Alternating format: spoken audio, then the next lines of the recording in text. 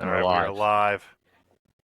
Episode 8 of the Professional Casual Fans podcast. We fuck up our own name quite a bit. Yeah, we do. But it's a good name. I've ran it by a couple people. Everyone's like, that's a better name than my podcast. I'm like, yeah. That's right. I'm sure there's already casual fan podcasts that I see every time I look it up on YouTube, but there's no professional casual fan podcast. If you look up Professional Casual Fans, no spaces, it comes up. There we go.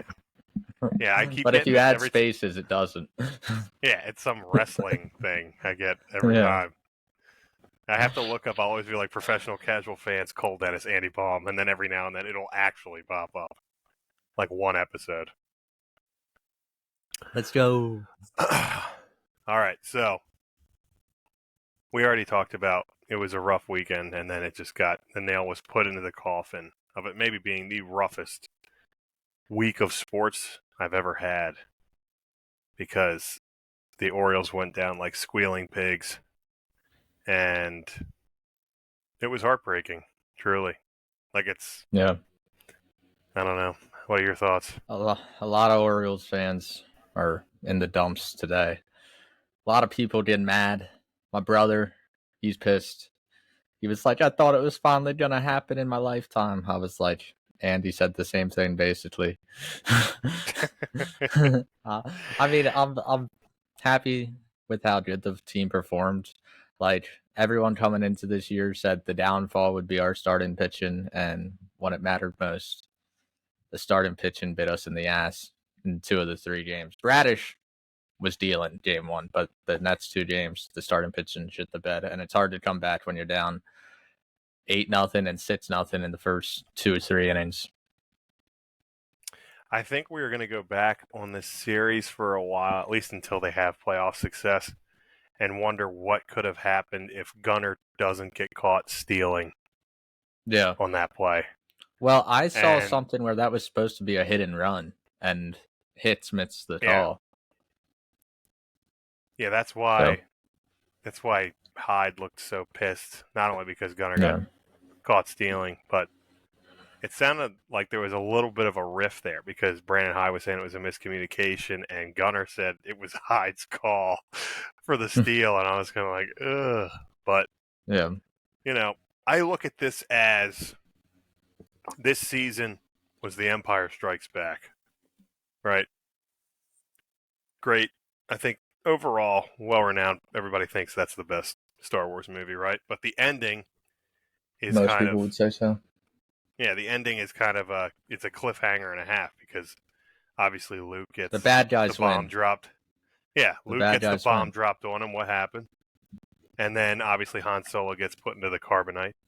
And that's how I feel like this was. Like, this was like we had a bad ending. We were frozen in carbonite now. We gotta wait. Exactly. We were all like, Adley Rushman was like. Adley, though, really struggled, and that was not good to see. Like, batting wise. He did. Really he had that one big double in game 2 that seemed like it could have gotten something going, and it just didn't.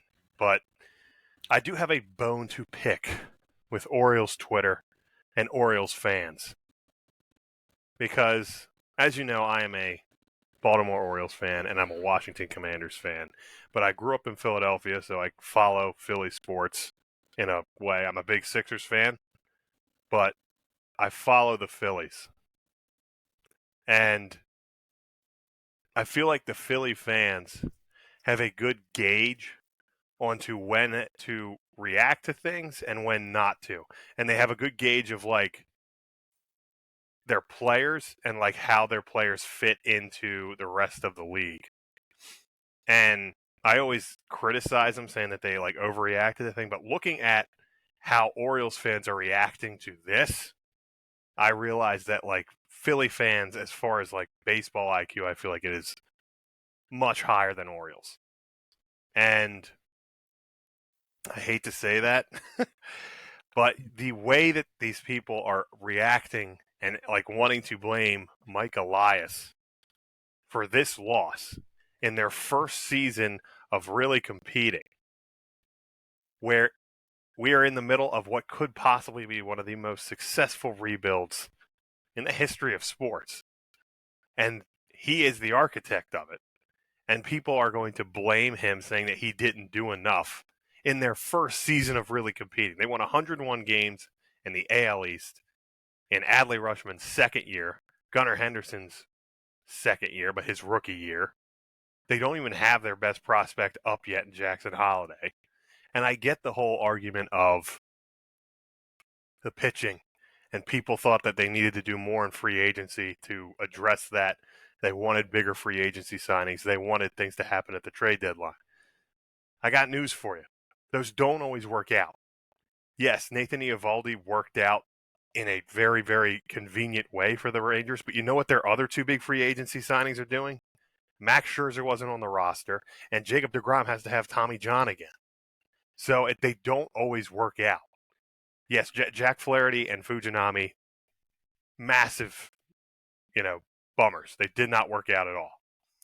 But, I feel like people are taking out their frustration by just saying they felt like there needed to be more free agency signings. And it's like I see people who are kind of like, see, like the Rangers did it, like they went out and they got their guys, and this is how it works. And it's like, all right, look at the Padres. The Padres are spending money out the ass, and they're sitting at home. And then there's the argument of like, well, they went to the NLCS last year, and it's like, and what happened? I mean, They're Philly a went out World and got Series or people. bust team. Like the Padres are World Series or bust. Like because with how much money Yeah. they spend, you want them to be at least in the World Series to me. Because like if you're gonna throw that much money at all that talent, you need it to perform, and it just doesn't happen. Mm-hmm. Like most of the time, it's rare. I feel like it's very rare that throwing all that money at that many stars really works out. Yeah, and I think there's something to be said about making big splashes in free agency that are actually addressing needs on your team. And I think Philly is a good example of that, where they went out and they knew they wanted to get a big star a few years ago, and they went out and signed Bryce Harper, and it's probably the best signing that they've had in the history of their organization. And they go out and get Trey Turner this year because they wanted some more top of the order bang, especially with Harper being out at the beginning of the season. And it didn't work. That was another one that it was not working out there for a long time, and it's just starting to. And you saw it with Castellanos a little bit last year too. But my thing, I think, is basically just like, blaming Elias and acting like he's this idiot because he didn't go out and just blow all our assets over the deadline to go get a rental. The only one that I would have really been okay with and wanted him to do was like if he was going to really throw the bag at somebody, I wanted them to go out and get Dylan Cease from Chicago. Yeah, Chicago. Yeah, because he was available. Because you have him for multiple years of control, and he is, I think, a top 10 pitcher in the league. Probably top 5 if he's on a better team. But I just think people, like, in their frustrations have just been, like, kind of looking for, like, they want these big splash free agency signings. It's like, all right, well, in this offseason especially, you can't have both things, especially as the Orioles concerned with everything that we know out of a vacuum. That you have an owner who is notably kind of stingy when it comes to money. You're going to have two guys that you want to extend, mainly one. I think Gunnar Henderson, you need to get that extension done this offseason because it's going to just keep going up and up and up every single game he plays to the point where he prices out of Baltimore. So you need to get that done quickly. And I just went off about signing free agents, but it's like I think it was, with Felix being out all of next year, you need to invest in the bullpen because that was your downfall. And I think Grayson's going to take a big step next year. I don't really blame him for how bad it turned out. I think Bradish will be a Cy Young candidate again next year. But like this is what I'm talking about with like free agency signings that mean something and they aren't just getting a big name to get a big name. Yeah, no, I liked what we did last off season. Like we brought in Todd Frazier, we brought in O'Hearn, who are two like key parts of the team in the lineup. Like they all contributed like in key moments, I feel like. And we did sign. Did we sign Bradish last off season? He Or was was part he of already here? he was part of the Alex Cobb trade with the Angels Yeah, that's 2 top years ago. trade. Yeah. Okay. So I mean, I don't know. People also, I feel like, forgot that we weren't supposed to be this successful this fast. Like, we were supposed to be a fringe playoff team. We blew that out of the water. We had a great run this year. Like, people should honestly just be. I know it's devastating for us to get swept out of the ALDS. I saw someone post on their Instagram because those thanked their fans. Someone posted and was like thank us by not getting swept, and I was like, come on, dog. like we were supposed to be a wild card team at best going into this year, and then after all the expectations got on the team, everyone kind of flipped sides, and now we're just roasting everyone. But I think we'll be back. Honestly, we got a whole bunch of young talent. I mean, you never know in baseball, but I think we'll be back. But do sign Gunnar and Adley, extend them both.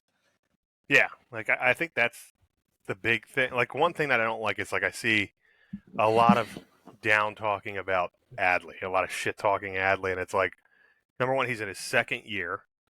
He is a very consistent hitter. What you see with the Orioles right now, you have a lot of guys who hit for average, and now all of a sudden you see people who want like the Orioles of old. Like I saw somebody who was like, he's not the superstar that you can ride to a championship. We need a guy who's going to be like 35 homers consistently. And it's people like, forget okay, that Buster Posey wasn't even that. Like, no catcher is really 35 homers. Like, Buster nobody Posey, who like, was the best catcher in this generation, yeah, wasn't even that. Like, maybe 1 year he did that, but no yeah. one's like that. And not only, but like Adley is on track to be. He's already been an all-star. Like I think he's already well on his way to being the best catcher in baseball if he isn't already. Baseball, yeah, Yeah, it's him and JP, I think, right now. yeah. JT, him, and then Jonah Heim's pretty good. And Yeah, then Jonah Himes looks fantastic yeah, and as a I think cannon. he does. Yeah.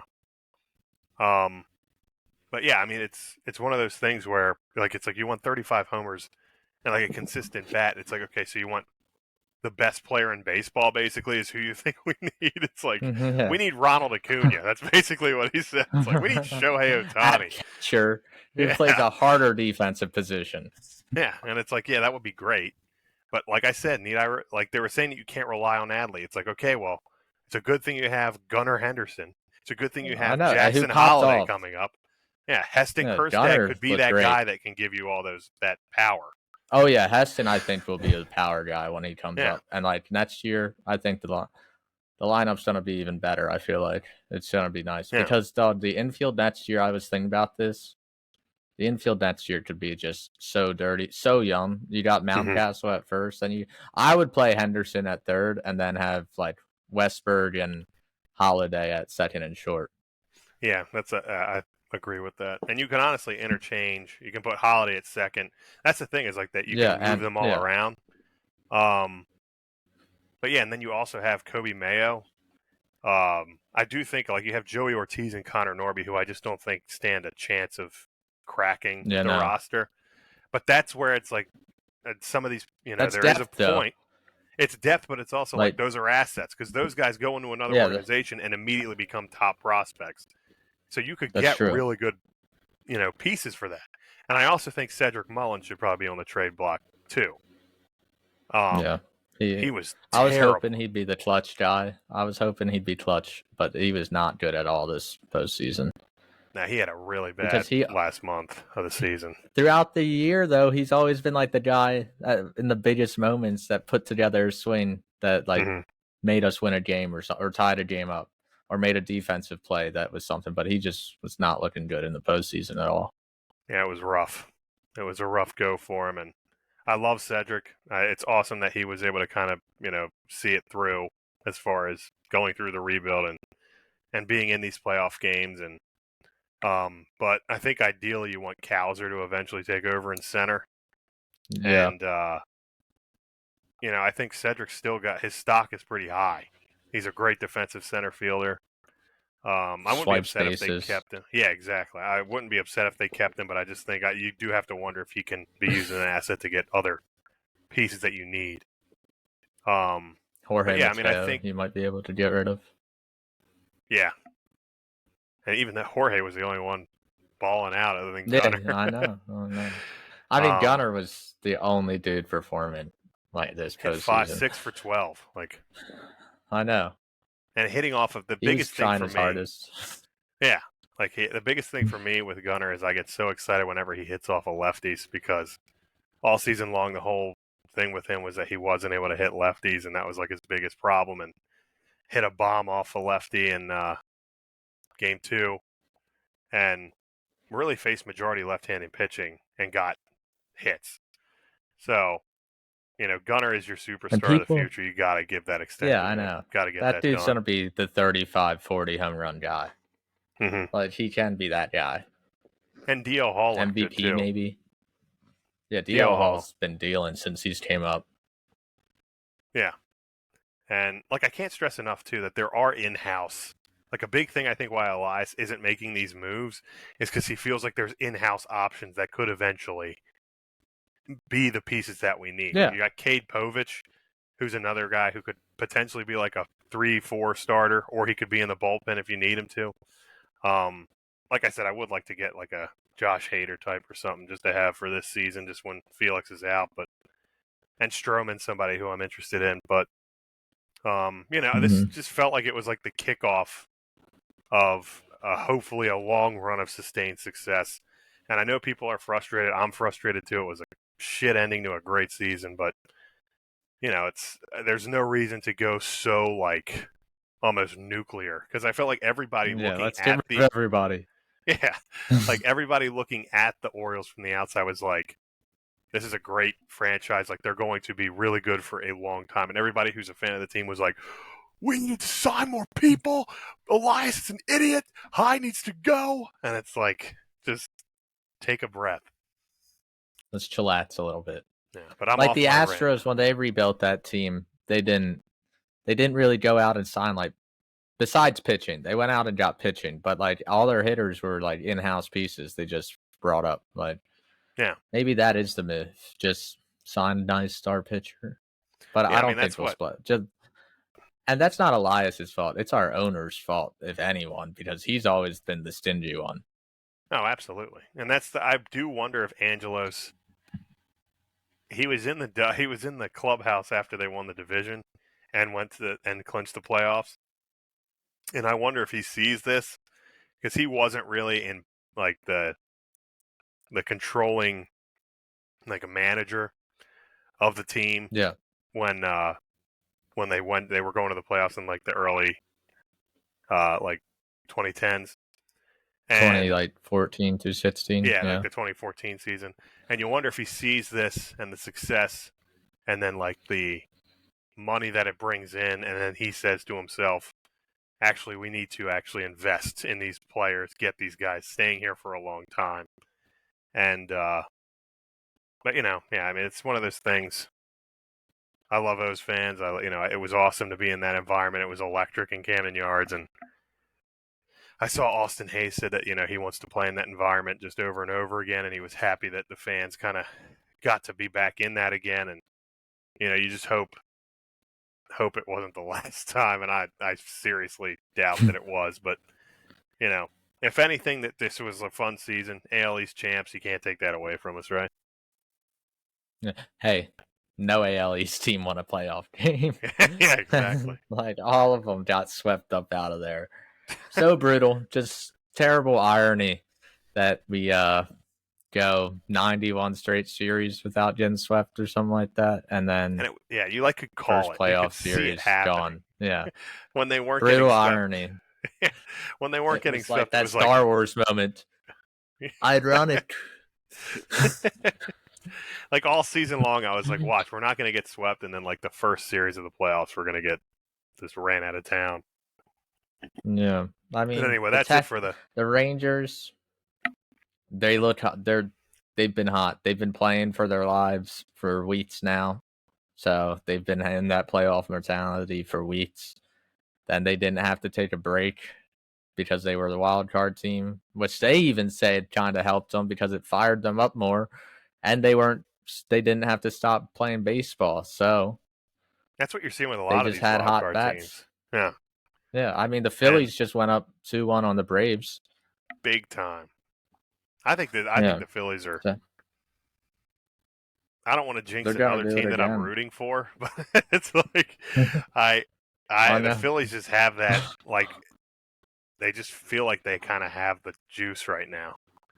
And What's kind of depressing is the team. I'm cheering for the Diamondbacks now because like they're the NLOs.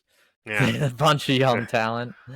But so like it would be depressing if they made it all the way and we didn't because they did it. yeah. But I it don't is see what them it getting is. past Philly. I think Philly's going to beat the No? Braves, and then like Philly just like I like Bryce Harper a lot, and like I said, like I follow the Phillies like a little bit. Shout out Zach Brenner, my boy, big Phillies fan who's freaking out tonight. Maybe I'll watch this. Who knows? Um, but yeah, I mean the Phillies are just kind of like they can bomb. Like tonight, you saw like how dangerous that offense can be, and No. yeah, I do wonder. I think it. I right now I see a Phillies Rangers World Series, and I think the Phillies win it.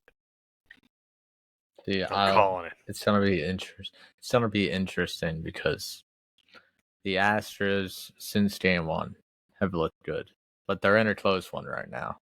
From They what are. I It's going to the saw bottom of last the time I eighth. checked this store, is it still 3-2? It's 3-2. Yeah, Mm-hmm. bottom of the eighth in So Minnesota. the Astros are just so deep. Like they got good pitching, Yeah, they got a solid pen.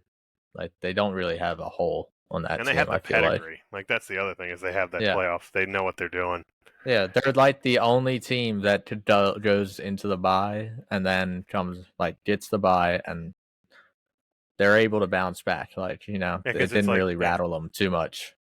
They're like, the we've done this Braves before. now. Like with us, like I said, we have this kind of excuse. I don't want to call it an excuse, but like it was our first go round in the playoffs. Like it wasn't a Yeah, surprise. Very few teams have success their first go round. The Braves right yeah. now, you are going off two back-to-back 100-win seasons, and you are staring down the It barrel is of a exiting in the divisional round twice, with quite possibly the best idiots. lineups. Yeah, so It's brutal. that could be Best the end player of in the Brian league, Schnichter. Yeah, and it's just not working out. I really do think that bye though hurts teams. I'm all for an 8-team playoff, like an eight mm-hmm. team playoff, and just having the 1 seed play the 8 seed. Just have everyone play because I don't Yeah, like the wild card and sit in the best teams because I think it's pretty clear. Like, I mean, it's only been 2 seasons, small sample size, but these wild card teams are doing damage on these 100-win teams, the division winners, the best teams in their conference or division, or is it a conference or whatever? yeah. But I do they're wonder, like, just if you need to change the format and make it a 7-game series for the divisional series. Now, like you already have the World Series going into the first week of October, so it would push it, or first week of November, so it would push it to like almost Thanksgiving that the World Series would be. But yeah. it's such a disadvantage, I feel like, for these divisional teams who have like fought all season, had these great regular seasons, and they're out like us in 3 games. And maybe I'm singing a different tune if we swept the Rangers, but you know, it just seems I don't know. very I think Braves fans will agree with us, yeah. Um, and Dodgers fans but I because the don't know if that's Dodgers feasible just are or not. getting rolled, rolled through by the Diamondbacks. Yeah, Just I think the Dodgers just kind of losing juice. Like it's like how many yeah, times can they go to the playoffs, be like considered like the favorite, and then just like it's almost a given now every year. The Dodgers are clearly the yeah, Cowboys of yeah, baseball. Like exactly. they They're go every year, and then yeah, and it's just exactly like the you know Cowboys of exactly baseball. what's going to happen. The Cowboys, I guess, need a COVID season where it's a shortened season to like 4 games, so they can win the World Mhm. Series like the Super Bowl, like the Dodgers won the World Series. All right, should we move on from the baseball talk? Yeah, we can. All right, so we had. Thank you for listening to my rant there. I know I was talking a lot. All right, so we had a Monday night game. Raiders, Packers. Raiders squeaked one out. Jordan Love kind of gave it to him because he couldn't pass for more than 10 yards. I'm not gonna lie, Three I walked picks. away from that Was it game. 3 or Yeah, 2 picks? 3 picks, and he was like passes over 10 yards. He was like he threw more picks than he did completions or something. Like it was bad. It was ugly. Yeah, and And the I walked Raiders away don't from have a this. good defense. The Raiders are. What do you think their ceiling is? I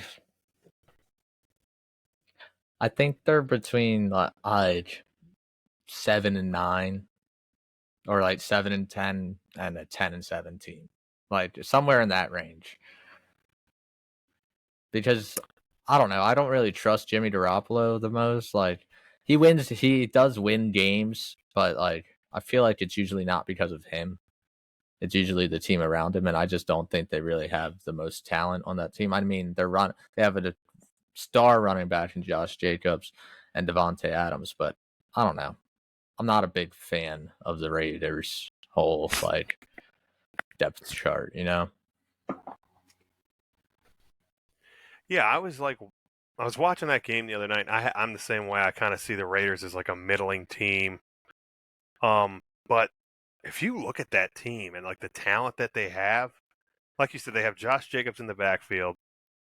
You have Devontae Adams, who's still playing at like an extremely high level. You have Jacoby Myers, who they brought in from New England, who's a very serviceable number two. And you Yeah. have Hunter Renfrow, who's a great slot receiver. And like you said, Jimmy G, when he has those kind of weapons, like he's not going to kill you with productivity, but he will be able to get it to those guys.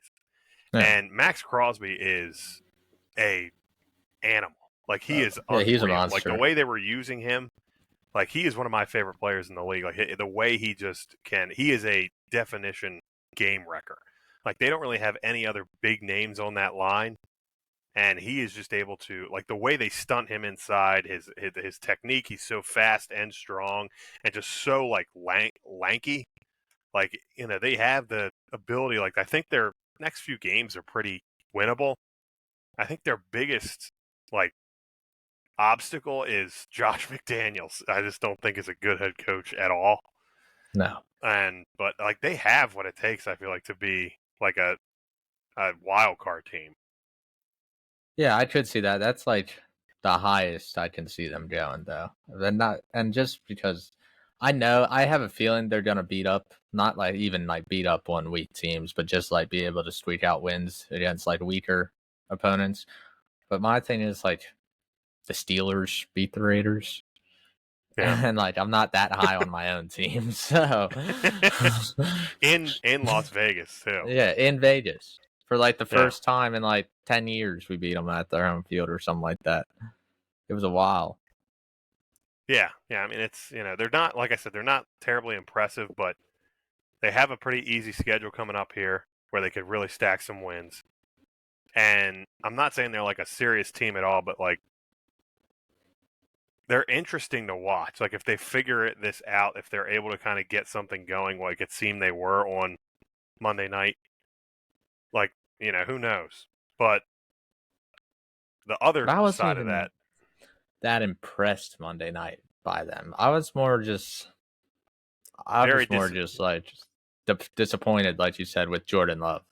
Like Jordan Love just looks like hot ass out there. Like it wasn't good at all for him. Like this was the first game where I was like, "Yikes!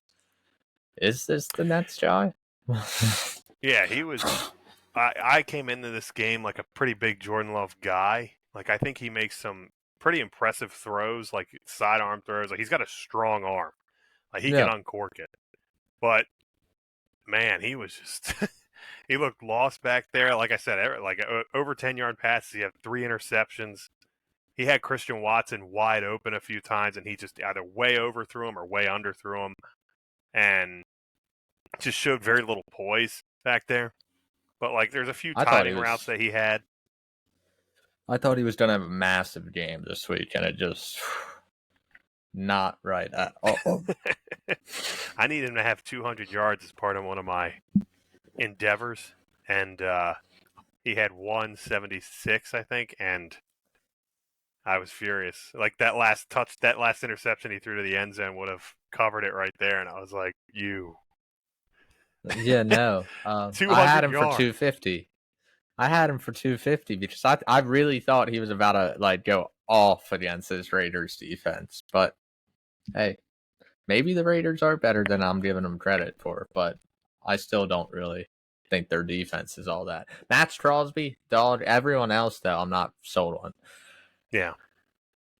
Yeah, I'd agree. But Crosby is insane. He's one of those Yeah. guys that he's right up there with Parsons and T.J. Watt and Bosa. But Oh, no one's up there with T.J. Watt in my eyes at this point. Everyone will make the argument, but I'm like, only one motherfucker has 8 sacks through 5 games. Like, he's on pace for 27. Get out of here. I'm, I'm over it. like I said, he like that Steelers defense is winning games for him out, but Crosby is insane. All right, so it is time to go to everybody's favorite segment, sorry. World renowned. Absolutely. The return. Yeah, I think what's his name? What's that guy's? Donald Trump said that this is his favorite part of the week is when we do jebronies and contenderonies. He said he makes time for it all the time. Every week he makes sure And that he Joe watches. Biden. Both Joe of them Biden made too. time Yeah, for it. Joe Biden thought it Yeah, was we're about bringing a the parties pizza though. together. Joe Biden thought it was a pizza show.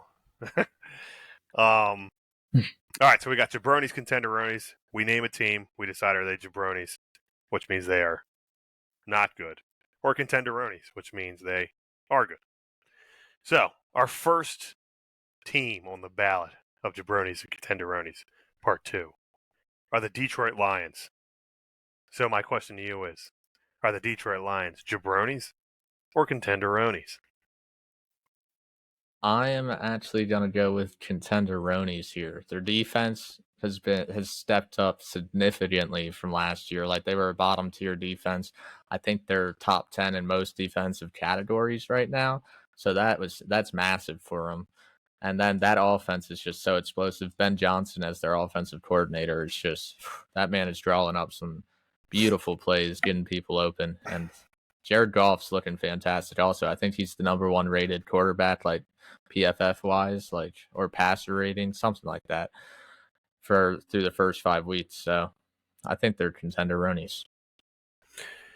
Yeah, I'm going to agree with you. I think the Lions are very clearly contenderonies. They have the recipes for it. They remind me very much of the Eagles back when they won. Dan Campbell is just like a beast over there. Like I love him as a head coach. He's so funny, but it's like the We're gonna guys eat them love him. kneecaps. We're gonna break their ankles and eat their thighs. But yeah, Ben Johnson. Yeah, I mean you got teams. But on the way down, we'll take a chunk out of them.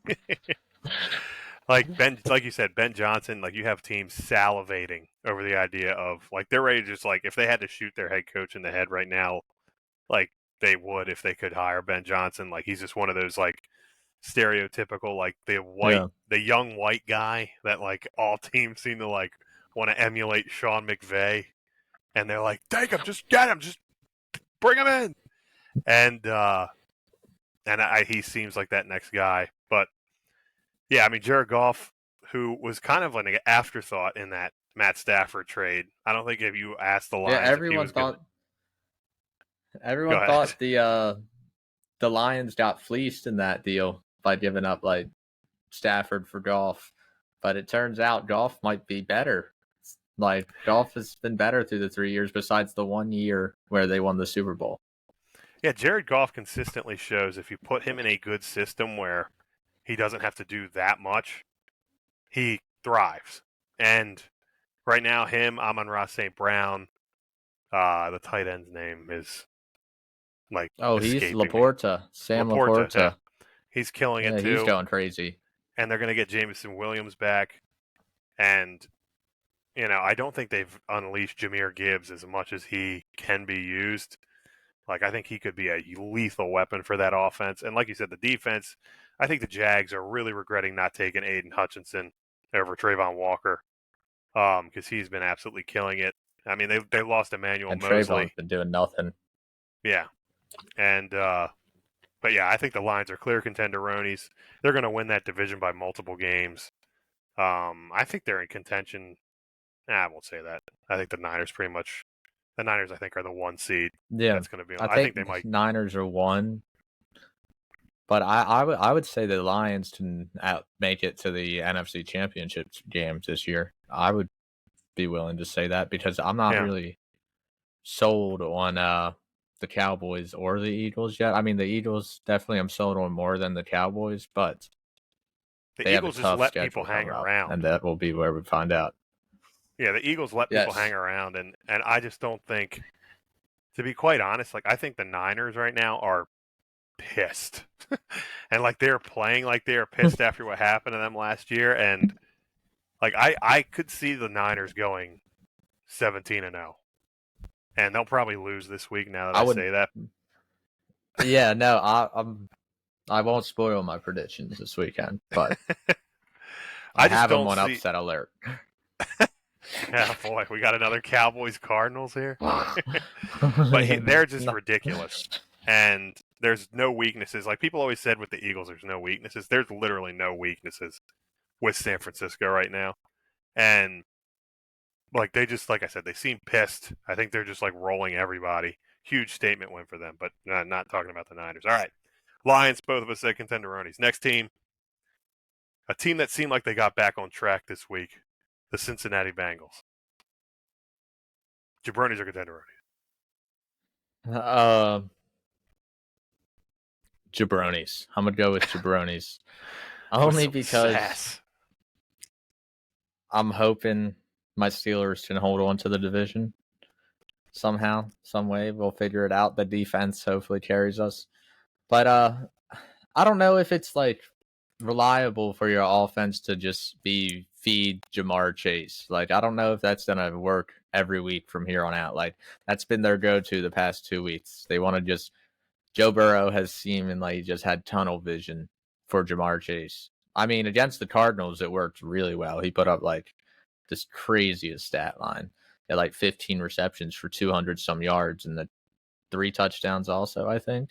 So like, but I don't know if that's consistent enough. I haven't seen him be able to establish like a offense that like gets everyone involved yet this year, like they've kind of had for the past couple years. So I'm gonna just say jabronis for now. Yeah, I think I'm going to agree with you. There's something, like you said, like this force feeding Jamar Chase, I also think is just a sign of a weak offense. And I think Joe Yeah. Burrow's confidence has been shaken a little bit with this injury. And not saying that it's going to last like forever, but when your offense is like one dimensional like this and you're not spreading the ball around, especially when you have talent all on that roster, it's not a good sign. And I just don't see them standing with like the better teams. And like the AFC is so strong right now that even like middling teams are really good. Yeah. And I just don't see the Bengals being able to hold up on that. I think they kind of got to go back to the drawing board, figure out what's going on defense too. And I could see them losing a few games down the line here that are bad. Like they lose games that are like, you really should have won this game. But It's exactly. yeah. So I'd say exactly. I think like I could name 5 teams I would take over the Bengals right now, and that's why they're jabronis to me. Yeah. Jabroni Supreme, the Cincinnati Bengals. All right, next team, the Jacksonville Jaguars, or should we say the London Jaguars? The Prince that was promised. The Royal Jaguars. Sir Trevor Lawrence. Knighted. I'm joking. I don't know if it was knighted. Sir Travis Etienne. Sir, what's his name? Bigsby. Sir Bigsby, the backup. Sir Tank Bigsby. But I think the Jaguars are contenderonies. I do like their offense. I like Calvin Ridley. I like Christian. I like all their receivers. Basically, they all make plays. Trevor Lawrence, he hasn't looked the best to start the year. He only has 5 touchdowns through the first 5 games, and like interceptions and fumbles. He's had 5 of those also, so it's a little up in the air there.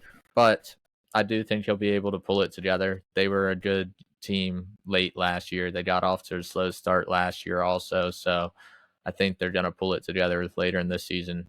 I like Doug Peterson as a head coach. So I'm going to take them as Contenderonies. I'm going to go. I love the Jags, but I'm going to go with borderline jabroni. Borderline-onies. Borderline-oni jabronis. Borderlonies. Borderloni jabronis. I just think Come get your borderlonies. Bordeloni jabronis. Bordeloni jabronis. I think they had a huge home field advantage this week. Like, that's not being talked about enough. That they got to Yeah. just stay in No, London. they did.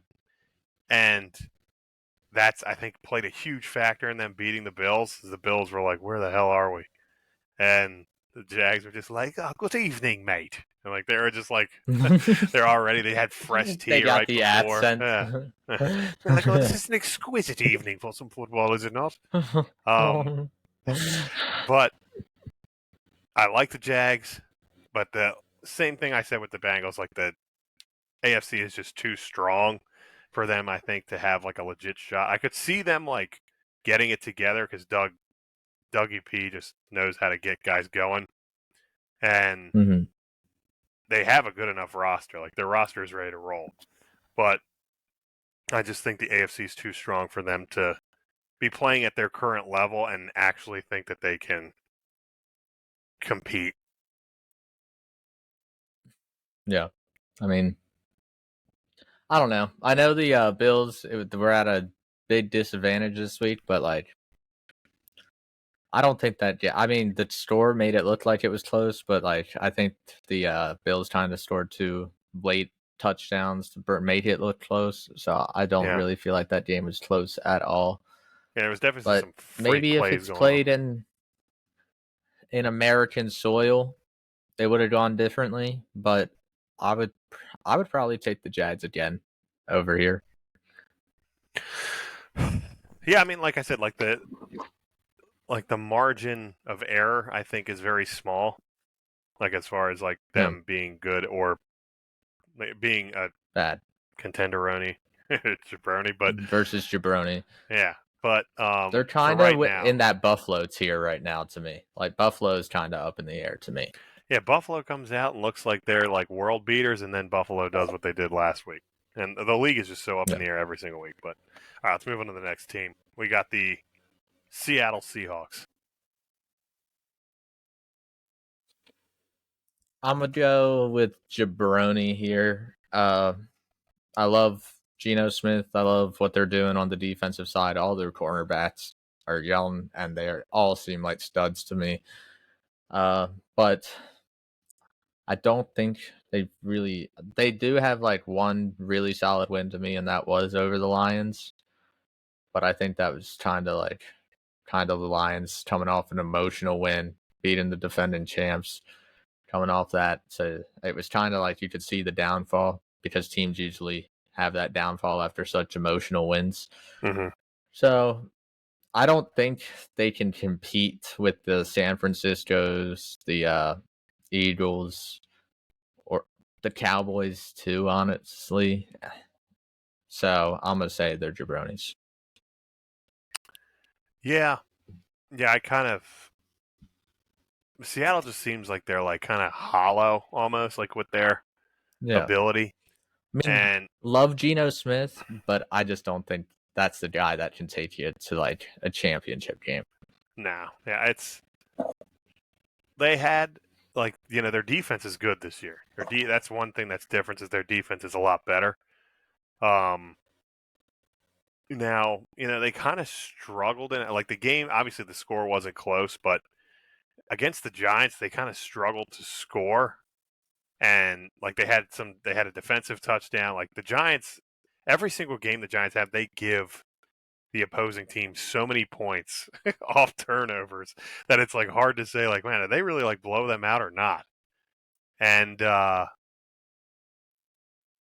the Astros just went on. Oh, But We're gonna have an There we all go. Texas ALCS, just like everybody wanted. Gonna be heated. Yeah, Gonna be heated. crosstown rivals. Somebody's gonna get shot. Yeah. But yeah, I do think they're jabronis as well. I think they could be a wild card team, but they're going to be an early out, I'd say. But yeah, I mean, yeah, I just don't see them contending, like you said, with the top tier teams in the East or in the NFC. So, Yeah. Like they power to won't even Gino, win their though. division. No, there's no chance. Yeah. Yeah. So, All right. next team.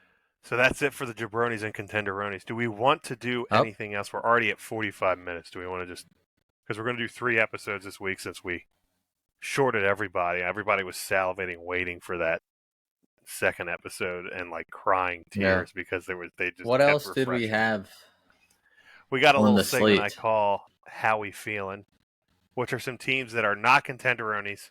They're not exactly jabronis either, but they're just kind of in the. Let's do that and finish off with Do it that. real quick. All right, it should be a quick Get one. All right, another first new team. segment in.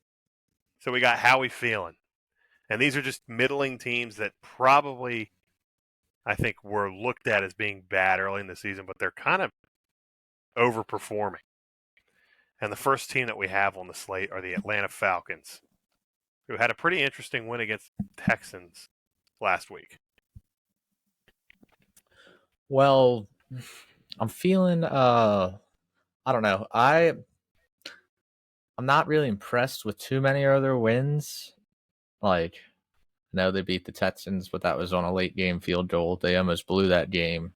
CJ Stroud had a good drive, put together a drive to get the lead late, but not really too impressed with the Falcons. I think that division's real weak, but I do think the Saints and the Buccaneers are probably going to be the top class of that division just because I like the quarterback play more from those two teams. So I'm not feeling too.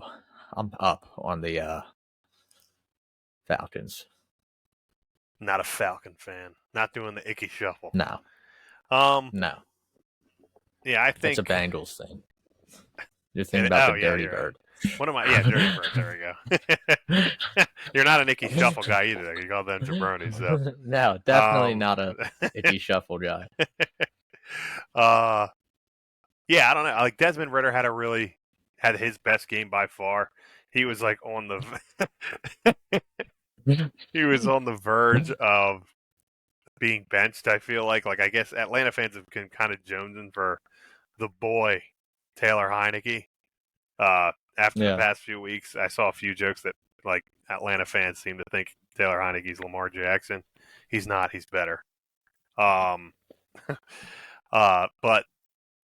yeah, I don't know. I think this is honestly like a test week for them and the Commanders because the Commanders will be going to Atlanta this weekend, and I think the Commanders need to win this game, like in the worst way, to kind of prove that they are not like complete laughing stocks. And if the Falcons win this game, it's borderline. I don't want to say like it's not necessarily impressive, but it is also like a statement of like we're not just like a fluky team. Like we could make some noise in regards to like winning the division. I think the Falcons are a good home team. Like they play well in their own stadium. I haven't seen them really going on the road and really perform at a high level. Yeah. And I do wonder if as Desmond Ritter keeps playing and people see more of him, how well he does. Because he has really struggled. And last week, like I said, he did good. I don't really know what to make of the Texans. I think they're decent, honestly. I think they're kind of going to surprise people. But, I don't know if you can call that win. Like you said, I don't know if that's like a good win. All right, so the next team we got an AFC team. Just lost their starting quarterback for a month. But it might not be the worst thing in the world. The Indianapolis Colts will be rolling with Minshew Mania. Riding high with the Colts right now, actually. I think I was right. Like last year, I think was kind of flukier, for the Colts. Like, they were so bad last year. But I really do like that defense. I think Shaq Leonard, or is that his name, right? It's Yeah, Shaq, it's Shaquille Leonard Darius now. Leonard, formerly Shaq Leonard now. Okay, yeah. I like him. I like their offensive line a lot. They open up holes. Zach Moss went crazy last week. On the They're day that getting Jonathan Jonathan Taylor Taylor gets back. extended. I know. They're getting Jonathan Taylor back. So you can have a nice 1-2 punch there. Like, you don't have to fully just rely on one of them. And I don't know. Minshew's been looking really good in his time playing. So I'm riding high with Minshew mania and with the Colts. Yeah, Gardner Minshew just always is. He may be the best backup in the NFL. Like, he's just like, I think he's good for one win every year, no matter what.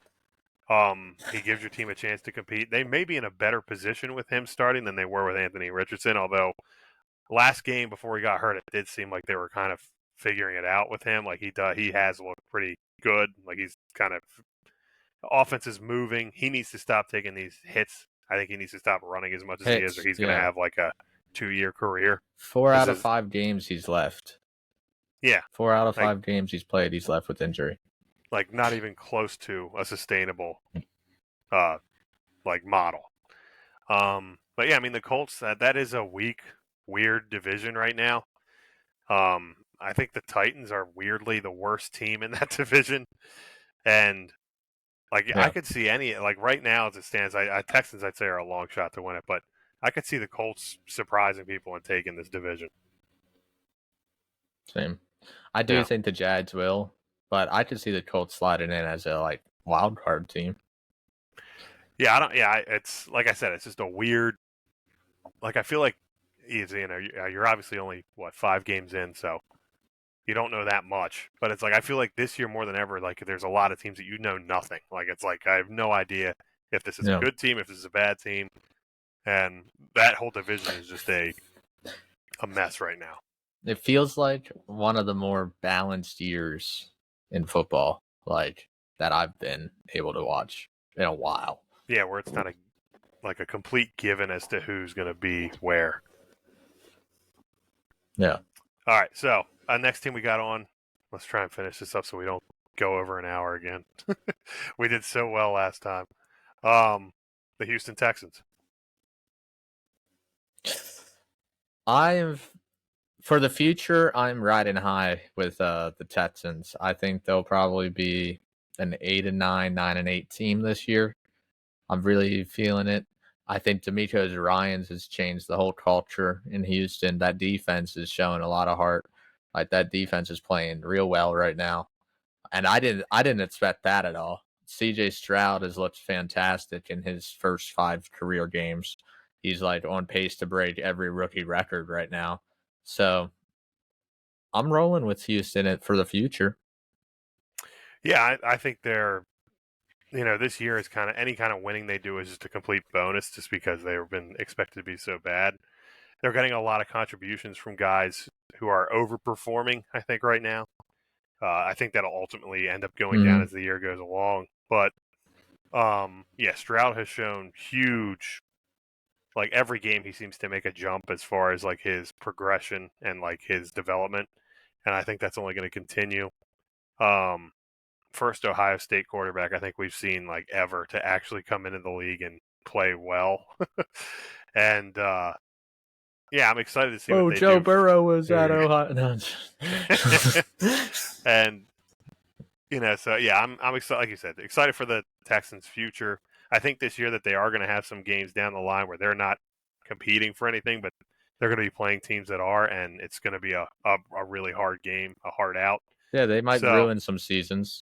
yeah, so for that, I'm kind of excited to see what they do. All right, so we'll try and finish this up quick. Last team we got is Puka Nakua Mania and the LA Rams.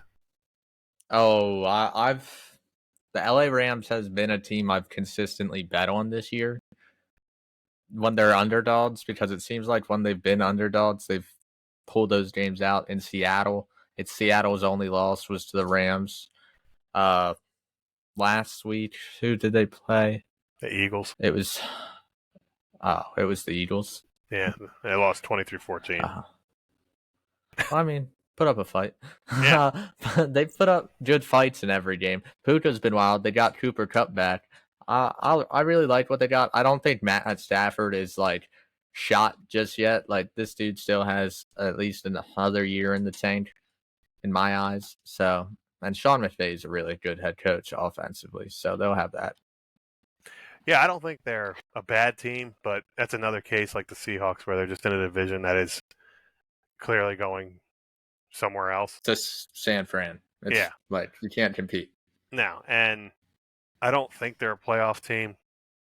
They're interesting to watch. Like I think like they're giving teams a hard time, but it seems like I feel like they always ultimately lose these games that they're giving a hard time to teams.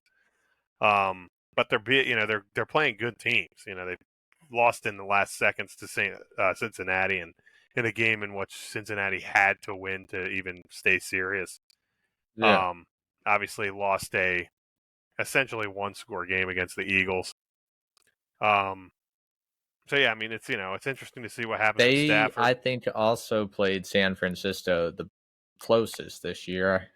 I think it was like, I mean, it still was like 30 to like 20 or something like that, but I think they played them the best this year. Did they play them already? Yeah, I'm pretty They sure. did. Let me just I know the Cardinals make played sure I'm the. not spreading any false information. Dang, the D-backs are already up 4-0 on the Dodgers. Yeah, 30 to 23 they lost to the 49ers. So yeah, I think that's the So only they were one in what score game that the Niners the have had so far 49ers this have year. been in. Yeah. Yeah, So yeah, I mean they're giving teams a hard time. So I think much like the they beat the Texans, Colts. yeah, like they're going to be a hard team to beat. That was a fun game against the Colts, but I mean I don't see them doing anything crazy, but they could definitely be sneaky at the end of the year. Yeah. All right. Yeah, well, there we go. There we go. That We did was it. our new segment. Maybe we'll bring it back next week. We'll see. When 3 minutes to spare, we'll be back. Are we doing our pick'em tomorrow night or Friday night? I'm cool with either. Whatever We'll we see what decide happens. will Yeah, work. maybe we'll Yeah. a I have a brewski paper to episode. write tomorrow night, so we'll see if that can if I can work that out. Sounds good. Yeah. If I can So get that maybe, cranked out early or not. But regardless, we'll we'll have figure another it out. episode out this week. Thank you all Pick'ems are for back. watching. Pick'ems are back. We left out week 3. I don't know how we Yes. do that. Just There was just a lot of travel last week. a lot going on. I Yeah. got home late. Yeah. But we're giving them an extra episode this week. So what more can they ask for, right? Absolutely. All right. I'm Andy Palm. I'm Cole Dennis. We are the Professional Casual Fans. Peace. We will see you next time.